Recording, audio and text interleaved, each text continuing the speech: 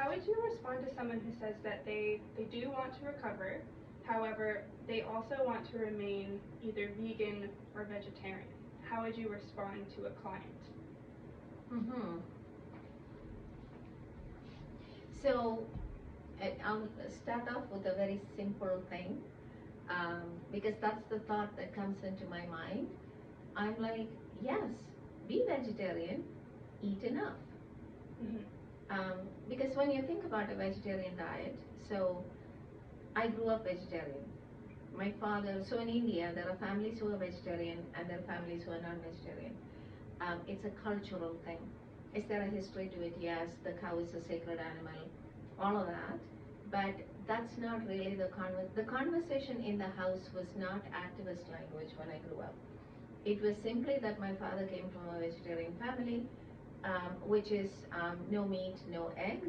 Milk wasn't vegan.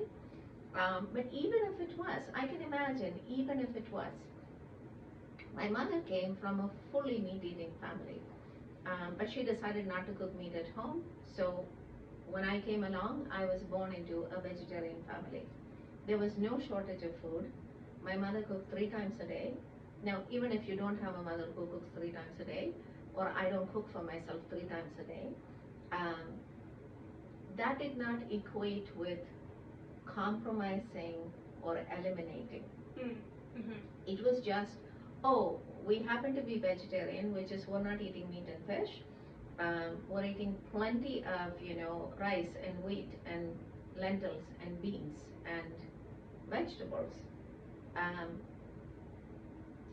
There wasn't anything like a raw vegetable diet, or I'm going to eat so much broccoli or something. I'm just thinking about where this can go wrong, right? Yeah, high carb, low fat. Yeah, so it was always like, there was a way that the food was on the plate. There was rice, which was the base, and then there was a curry that you pour in the rice. There was a stir fry over here, a stir fry with coconut over here. I'm from the south. There was a structure to the meal.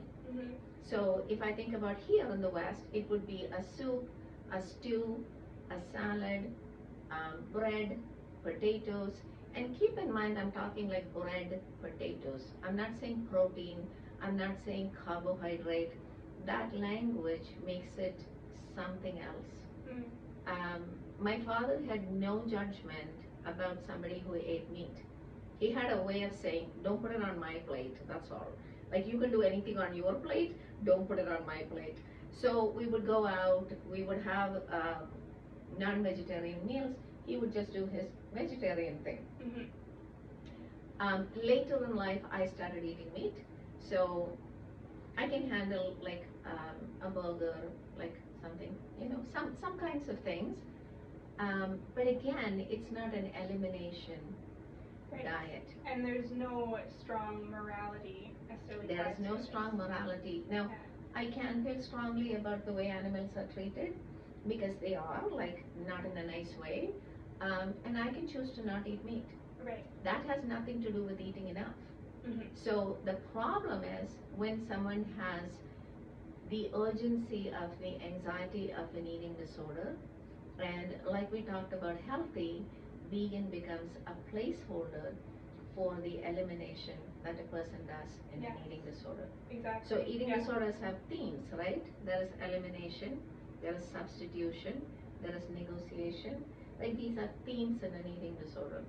So the vegan becomes very convenient when I am going to start eliminating, right? So I eliminate carbs, then I eliminate fats, then I eliminate red meat, then I eliminate dairy. So veganism becomes a convenient placeholder for all the things I'm eliminating. And I can convince myself that I'm doing this because I love animals. Well, that's what I did. I had a disorder, like a terribly disordered relationship to food that was based on this morality of, good or bad. Was I being good? Was I being bad? And then veganism conveniently came along and acted as a costume for the eating disorder, in the sense that I could place that morality onto ethical matters. Say I cared about that, and then it was a smokescreen to my actual disorder. right? So Yes. so when people ask me, I'm vegan or vegetarian, but my dietitian wants me to eat more meat, but I don't want to. What do I do?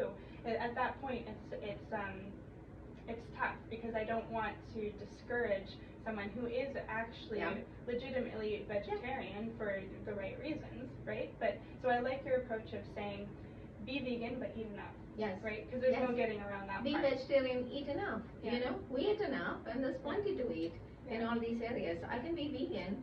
I'm pretty sure I can be vegan and eat enough. Mhm. You know, because I have a good foundation of vegetarian cooking. Mhm. I can eliminate milk and eat enough. Right. The problem is when somebody has an eating disorder and they're a vegan, they're not eating enough. Mhm. That's the issue. Yeah. Exactly. It's not the veganism and the vegetarianism. Yeah. So being honest with yourself of, are you actually eating enough? Yeah, that's a great answer, right? So sure, you can be either one of those things as dietary preferences, but just eat enough. I like that. Yeah, there was no conviction in India that you should eat meat. Like, it was, you know, even when we did eat meat, I just have to say, we ate meat once a week. Like later on when I got married and, you know, I cooked meat and we ate meat, we had meat once a week. So I'm just saying, like, you can eat meat every day, you can not eat meat at all. Yeah. That actually has nothing to do with eating enough. Right. Yeah. Well, I guess for me, how I've changed with that, like I eat everything. No, like I don't say I'm vegan. I don't say I'm vegetarian. However, naturally and just you know, I'm not very good at cooking meat because I went for a long period of not being able to. So I'm mostly vegetarian these days, but I just don't label myself as that anymore, and that works for me. That's what I needed to do, right? And for me personally, the vegan vegetarian component was just this placeholder for my disorder. So as that dissolved away, the need to have these labels for myself dissolved too. But yeah, I mean, I grew up in a coastal town, so there was fish everywhere, every day, and we didn't buy fish in our house. And I lived for the longest time saying, I'm not a fish person, and I just didn't eat it. I'm 58. I ate sushi a few months ago, and now I'm a sushi person. So you never know what you're capable of at any age, right? It's an opportunity for new things. Yeah, anyway, long story short is, you know, the difference between an eating disorder vegan title and another kind of vegan might be that one person is not eating enough. And then in recovery, maybe being curious and being open to the fact that, you know, maybe your food preferences will change and that's okay. And with the freedom of knowing that if you want to be a vegetarian, you can be a vegetarian, but just eat enough. Recovery is also being, you know, including my body in my calculations, you know. And how your body feels. Not just, you know, making up rules, but leaving my body behind. So the body does have needs for health, wellness,